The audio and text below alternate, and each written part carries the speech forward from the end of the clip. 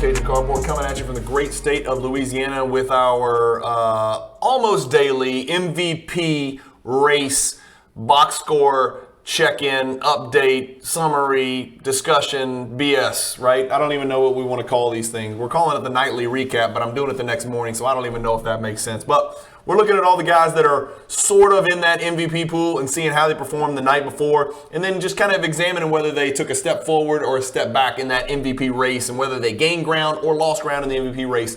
The first game is the Magic. They've got nobody in the mix, although it looks like Paolo Banchero is going to run away with Rookie of the Year. Jason Tatum would be squarely at the forefront of that MVP race, but he sat out last night's game, so Jaylen Brown had to do his thing. But the Orlando Magic won game 6 in a row, so we won't talk about that first game. Sorry, I forgot to screen share. The Knicks have nobody in the mix. The Pacers have nobody in the mix. The Nets have a guy named Kevin Durant, so let's see what he did. The Nets got the win, so we always start with that. Team success is crucial. You want to win MVP, I think, because the players are so statistically just coagulated this year, so close statistically in efficiency, and everybody's putting up these career-type numbers that I think team success might be the indicating factor, the distinguishing factor. If one player has statistics that are comparable to the player that's in second, and one player won their conference, and the other player's team finished fourth, I think that's going to give the nod to the guy that won their conference because it's so competitive this year from a team aspect. It's so competitive from a MVP statistics standpoint. So Kevin Durant was Kevin Durant. I don't know what else to say. He would have the best stat line on any given night in the NBA if it wasn't for Nikola Jokic, who we'll talk about in a second. But Kevin Durant went 43, 6-2, 1 steal, 2 blocks. He did turn it over 6 times, but he's got the ball a lot. He was 14 for a preposterous 14 for 22 from the field, 3 for 5 threes, 12 for 13 free throws, and he was -3, believe it or not. But they got the win against the Pistons because Killian Hayes is a dumbass. And when the Pistons had momentum, they had run it back. They needed to stop. His dumbass ran through Kyrie Irving on a three-pointer that he missed. And for some reason, he ran up under him and took him out, and the ref called a foul, and that's history, right? That's how you lose games, and that's how you get Victor Wembanyama. So Kevin Durant took a really big step forward, and I should have pulled this up as well, and I didn't. Let's pull up the NBA standings because we always like to look and see where these teams are because it's changing night to night. So the Nets are right there, man. They're 3 back of the Bucks and the Celtics, who are tied for the best record in the league. They're 4 back of the Bucks in the loss column. I'm getting to go see the Bucks tonight against the Pelicans down in New Orleans. It's going to be rocking. It's going to be crazy. Giannis sat last game, so he should play tonight. Middleton, we don't know about. So Durant, huge step forward. The Nets are squarely in 4th place. Kyrie, for what it's worth, also had a monster game. Obviously, nobody on the Pistons is in the mix, so we don't need to look at their box scores because we're just MVP hunting here. The Warriors and the Raptors, no Raptors are, well, I guess we'll say theoretically Pascal Siakam is sort of somehow on the outside looking in.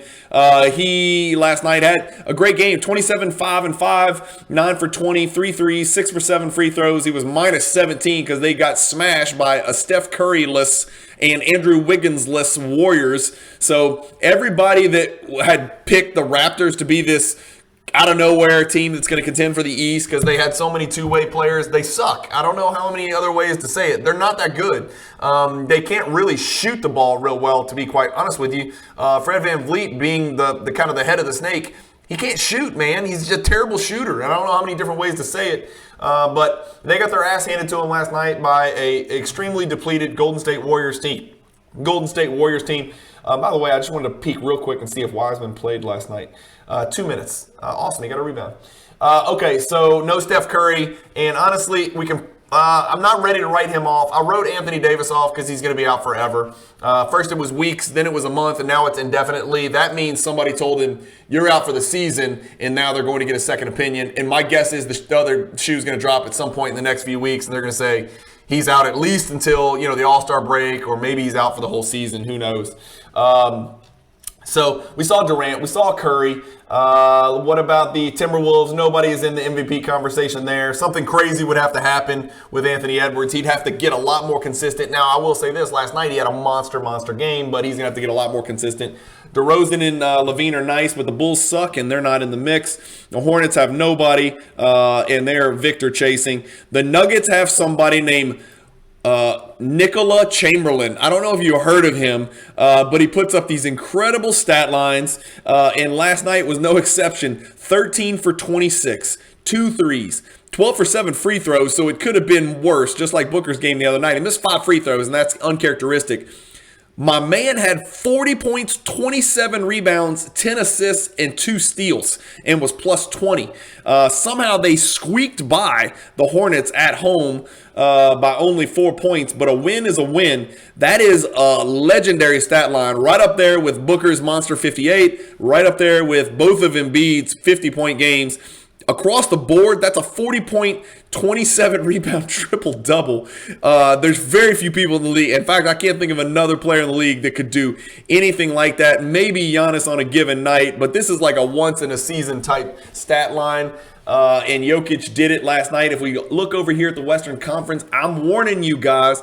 This is my team. I think they're going to win the West. I think Jokic is going to win MVP again. And Chris Hoge with Card Ladder will be very excited to hear about that. But I'm leaning that way. Giannis is sitting too many games. The Nets would have to win the East for Durant to get in the conversation. But even Durant's unbelievably sterling statistics pale in comparison to what Nikola Jokic is doing. And the same can be said with Booker. So I got to believe right now Jokic is a huge, I don't know what Vegas says, but I know they don't like to give to the same person twice in a row, let alone 3 times in a row, because nobody's done that since Bird, as far as I know. But Jokic is right there, and he's doing it with Michael Porter Jr., arguably their second or third best player, sitting on the bench because he's always injured. Jamal Murray has been terrible since he's come back. And again, we'll give him a break because he had a horrific knee injury. But Jokic is doing this with not the greatest supporting cast. If they get a healthy Murray who gets back into the groove, and they get a big if here, a healthy MPJ, post All-Star break, heading into the playoffs, good Lord, I think the Nuggets are coming out of the West. I really do. And then the only other person that we would have looked at is Anthony Davis, but we're removing him from the list. Good win for the Lakers. I'm proud of him, but we're going to remove Anthony Davis from the list because he's out for at least a month. It's probably going to be multiple months, and if not the season. So that's it, guys. Hopefully you guys enjoy these videos. I'd like to keep them short and sweet. 7.5 minutes of checking in on the MVPs and what they did last night. Keep collecting. Hit the subscribe button if you want to keep getting these updates. Hit the bell icon so you know when they release. I film them and then, or I record them and then I publish them right away. So they're hopefully going up in the mornings, early mornings. So keep collecting, stay positive in the hobby, and peace.